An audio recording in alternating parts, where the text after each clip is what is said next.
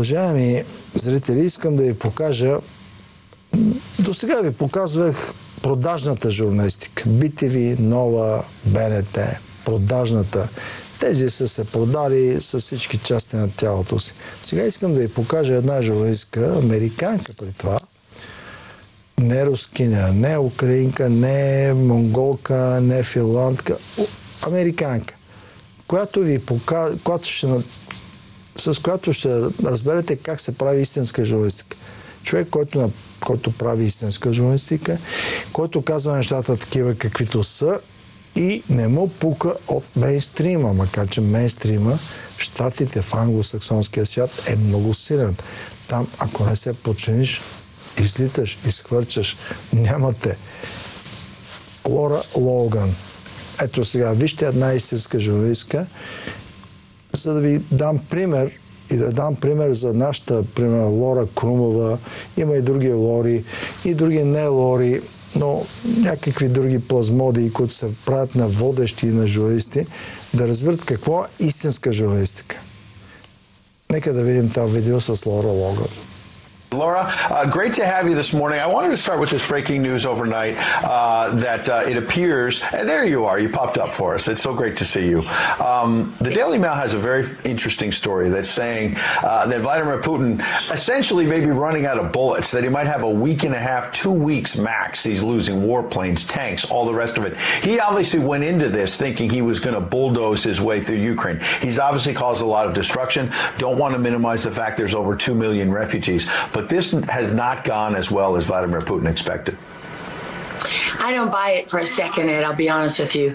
I really think that there's so much misinformation. We've never really seen anything like it. I mean, I've been covering wars now for 35 years, and I have never seen people with their nails done in the Ukrainian flag, right? I mean, we're being corralled into this box where we either have to hate Vladimir Putin and believe everything evil that's said about him and love Ukraine, and there's no in between. And that reminds me a lot of you're either a white supremacist, or you go with the Democrat narrative on everything under the sun. So Vladimir Putin knew exactly what he was doing when he went into Ukraine. The Russian military isn't perfect. They, for example, I've spoken to multiple defense specialists and intelligence specialists from a defense intelligence agency who studied the Russian military for years. They do have a difficulty mounting complex air operations because they do very little training hours in comparison to, for example, the United States air assets, right, our fighter jet pilots. But Russia is not struggling. What Russia has done from the very beginning has been very strategic. They didn't go straight to Kiev.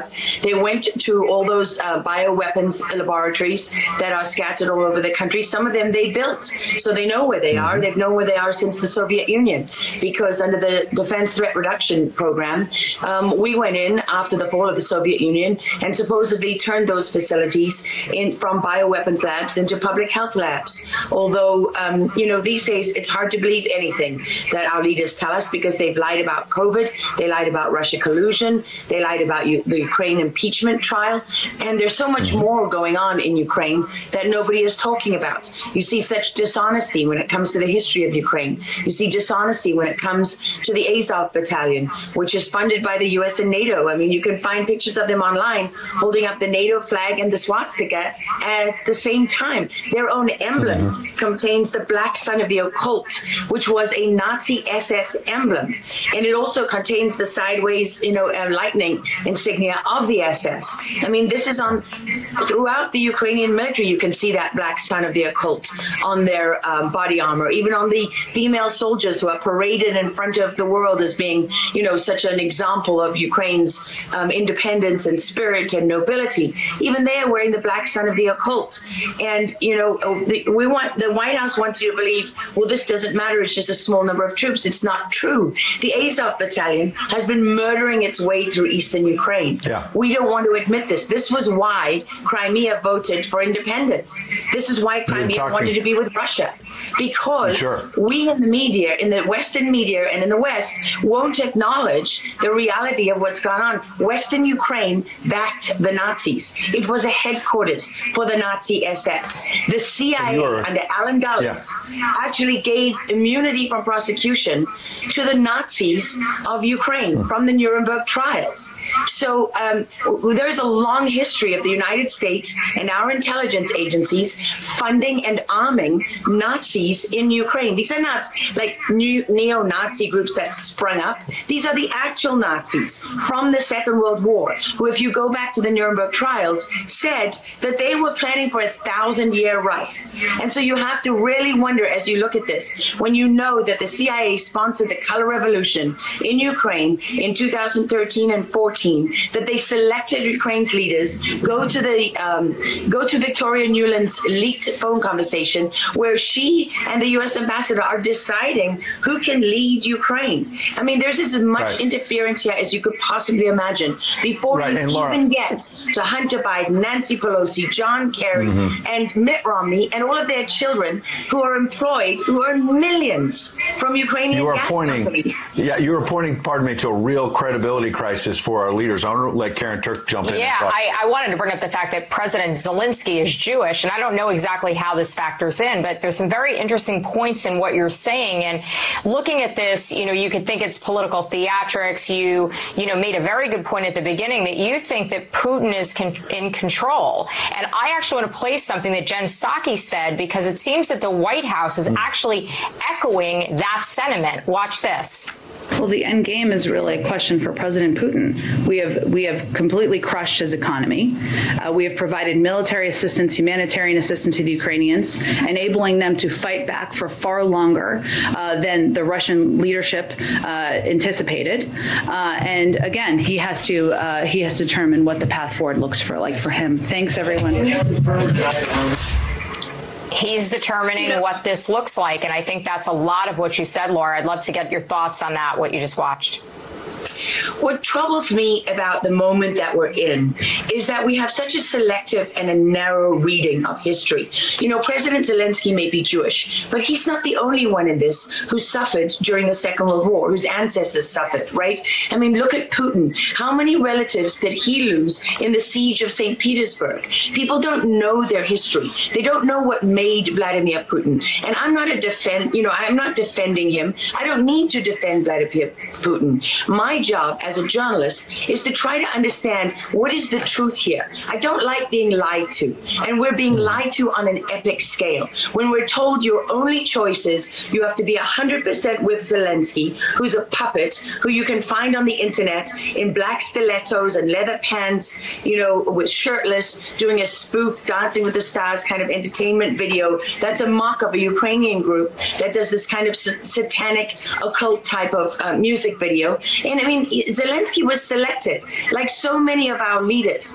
And honestly, with big tech and with election fraud these days, we don't know how many leaders all around the world have been selected for us and weren't actually voted in. But what we do know is that there are increasing problems with technology and the digitization of our world. Because look at what's happening with COVID. Look at what has happened globally. We are fighting the same battles all over the world. To pretend that this war is about Russia and Ukraine is just a barefaced lie. If Putin has been warning for 15 years that he is not going to stand by while the globalists take over the world, build bioweapons facilities and whatever else they're doing in Ukraine, Ukrainian oligarchs, Ukraine has been a center of money laundering for, many of the leaders in this country for how long? Billions of US dollars have been laundered through Ukraine, and we say nothing about it. These are our tax dollars. I mean, before the impeachment trial, had you ever heard of anyone in the United States, us bringing in foreign governments to the White House for anti-corruption training? I mean, does nobody question these things? Why do we not question them? We have an idiot like Lieutenant Colonel Vindman who goes at the impeachment trial and sits there as a lieutenant colonel. He didn't even make colonel. And he's telling the president of the United States what his policy should be. You have a traitor in the form of Maria Yovanovitch, who was Obama's ambassador, who's telling Ukrainian government officials, don't listen to the will of the American people, don't listen to the election results. We are the true leaders of America. I mean, and then people object when the woman isn't even fired. She's given a cushy job for life at Georgetown University at the expense of the U.S. taxpayer. And we're told that the President of the United States cannot say to his foreign counterparts, you know, that we want you to look into something. But Joe Biden can withhold as much aid as he wants to. I mean, there's so much hypocrisy and dishonesty here, and Ukraine is at the center of it all. Go back to Russia collusion. Go to Alexander Chalupa. Go to Eric Karamella, the whistleblower who went to work for Adam Schiff, who wasn't really a whistleblower, and all those corrupt people in the deep state. And you know what? The deep state isn't a theory. It's not a conspiracy theory. It's an actual deep state. Look up the SES, the Senior Executive Service, because when that bureaucracy was ushered into law in the United States of America, that's when we got a bunch of unelected bureaucrats pulling the strings behind the scenes. And these are the people that keep lying to us. Absolutely. And pardon me, we've got a live chat where we're streaming on Getter, for example, and I'm watching it as you're talking. People are talking about how you're dropping truth bombs and you're a real journalist. And I know that, having worked alongside you for many, many years when you're at CBS and many other places. And maybe they didn't want to hear the truth, but you're dropping those truth bombs now. Unfortunately, we got to hit a break right now. We'd love to have you back in the days ahead. We'd love having you on. Lara Logan, thanks for joining us on Real America's Voice. Thank you so much. All right. Well, we'll certainly have her back.